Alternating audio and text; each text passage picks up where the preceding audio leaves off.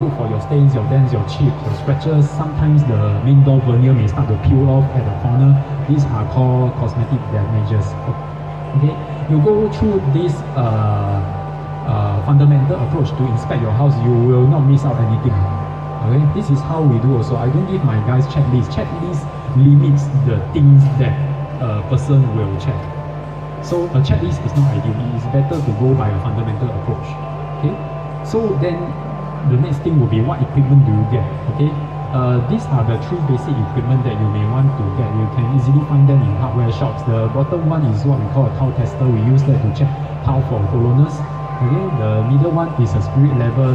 Try to get the 1.2 meter long spirit level. I will explain to you why. The top one is the tri-square. We use that to check walls for 90 degrees. Okay, so that is so much of how you can go about checking your house and getting the tools that you need. Now, how to overcome scenario 1 just now. Okay, let me share with you some of the more common defects. For tiling, tonality can be a highly subjective matter, and this is something that we face pretty frequently in our course of work as well.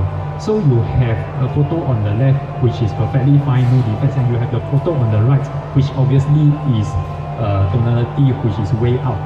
These are very obvious. Okay, so if let's say in your own house you reported something that looks like the photo on the right, and the main contractor tell you it is not a defect, what do? All these photos that I'm going to show with you, right, we googled them online. They can be found in DCA website as well. These photos are very good references when you meet the main contractor during the joint inspection. Okay, they tell you your floor looks like the photo on the right. They tell you it is natural. What do? You show them this photo. In BCA publication, it is a defect. Okay, BCA is the authority as far as building and construction is concerned, and as far as construction quality is concerned. So unless they have a different set of standard which is not used in Singapore, then it is very strange. They are building a house in Singapore, they are not using Singapore standards, they are using India standards. Then do you expect to pay Singapore price? Do you expect to pay Sing dollar or rupees?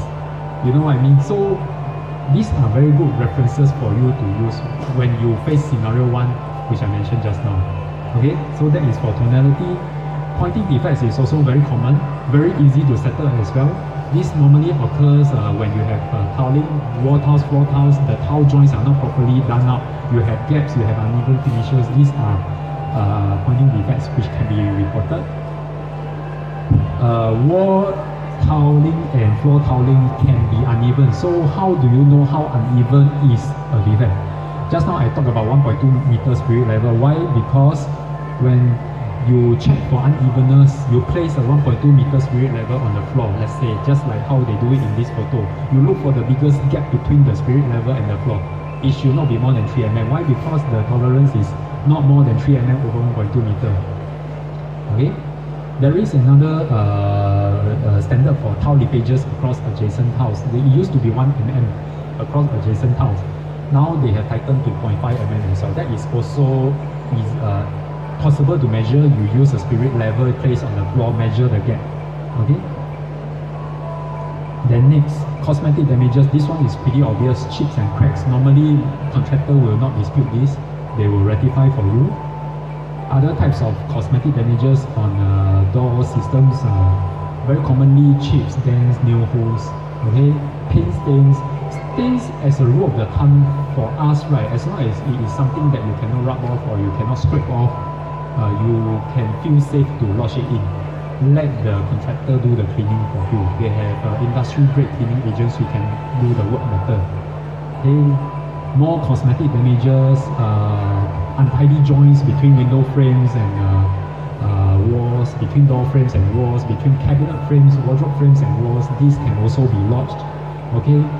Gaps at window frame corner, that one is doable as well. For window systems, most of the time we like to talk a bit more about the rubber gaskets. Rubber gaskets, or the rubber seals that you see on the window panels, on the window frames, right, can amount to quite a number of pieces. Every panel you're talking about 4 pieces of rubber gasket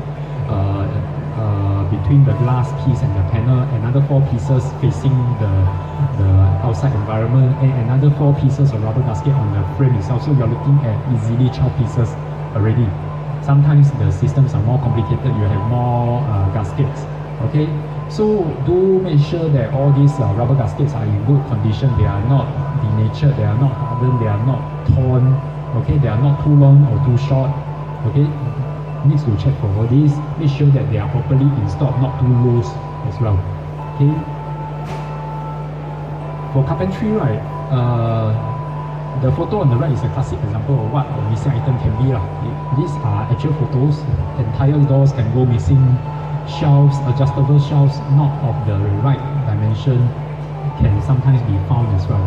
Okay, so all these you can watch them as well. So as a rule of the thumb, if you're not too sure what can constitute a defect, right, go and Google. There are really a lot of photos, a lot of publications online. At the last search, I think I found at least 3 or 4 publications from BCA alone, and that is excluding all the good industry practices on the individual trades that they have. And each of these also have some other photographic examples of what are defects, okay, in the Singapore context. Okay, these photos will serve you well during the joint inspection. Okay, let's talk about some other less common defects. Okay, this one, although I place it under less common defects, it is increasingly becoming more and more common. Okay, what is this? This is actually an adjustable shelves in a cabinet. And adjustable shelves have 2 sides to it. You can flip it up and down because it is movable. Most of the time we enter the house, we look at the bottom cabinet. The upper surface of the adjustable shelf is always very nice. You flip it around, this is what you see, photo on the right. Okay, you look at the top cabinet. The bottom surface of the adjustable shelf is always very nice. You flip it around, sometimes you see things like the photo on the right as well. So make sure that every adjustable shelf, take it out, flip it around, check both sides, check the ABS trimming as well. Sometimes there may be cosmetic damages as well.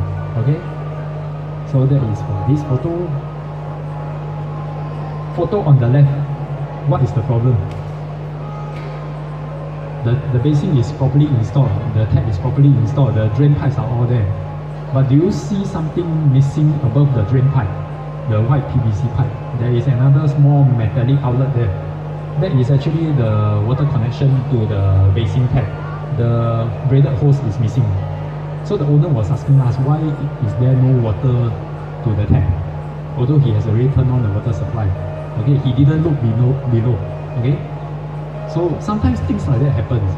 Sometimes when a builder has too many units in a project and they are rushing for time, negligence may happen. But do you need to keep up a bit fast for this? No. Why? Because all they need to do is give you the hose, install it for you, and that's it.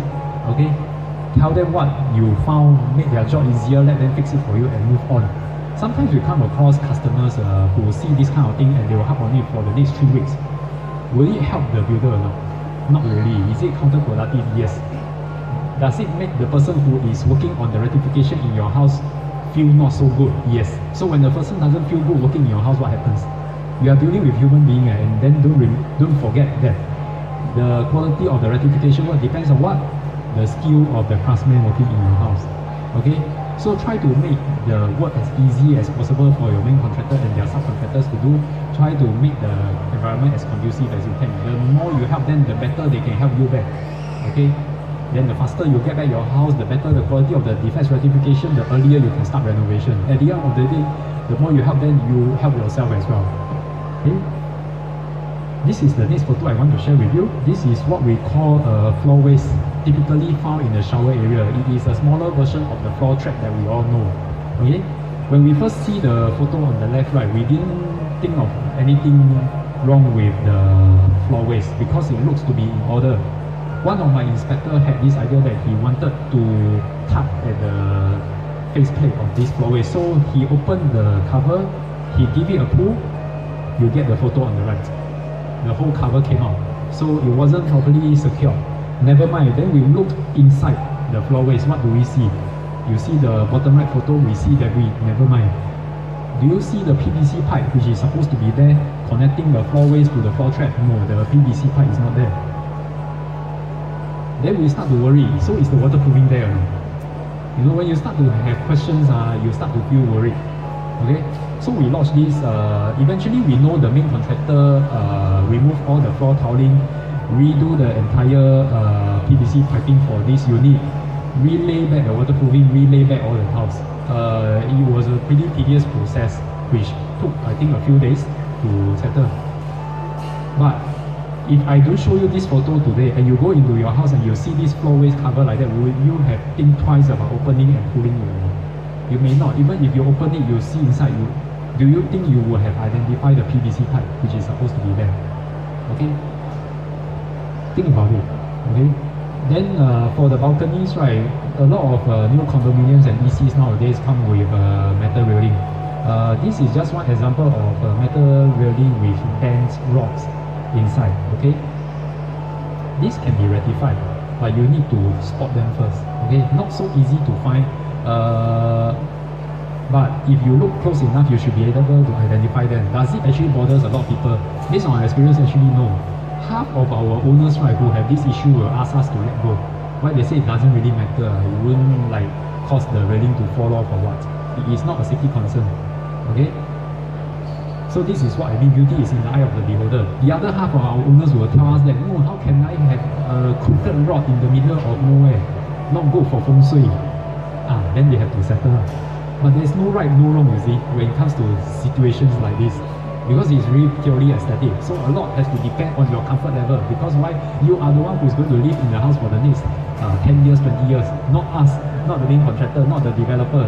So make sure that at the end of the defects rectification, whatever you are receiving back from the main contractor, you are comfortable with it. Okay? The next thing that I'd like to share with you all is this photo. If you can see the photo on the right, it is actually a zoom out image of a groove line in the curb. We call this the weep hole. The weep hole serves a function. If let's say there is heavy rain and the water is getting into the balconies and it is starting to build up because the floor waste or the drainage in the balcony floor is choked. What happens? Water build out. In the extreme case, water build out to a level high enough to flow into your living room and to flow into the bedroom connected to the balcony. The parquets get damaged and then you have a lot of other issues. So the weep hole is there to ensure that the water rises to a level and start to drain out from the weep hole instead of flowing into your living room and bedroom. So what does it mean? It means that your weep hole must be of a low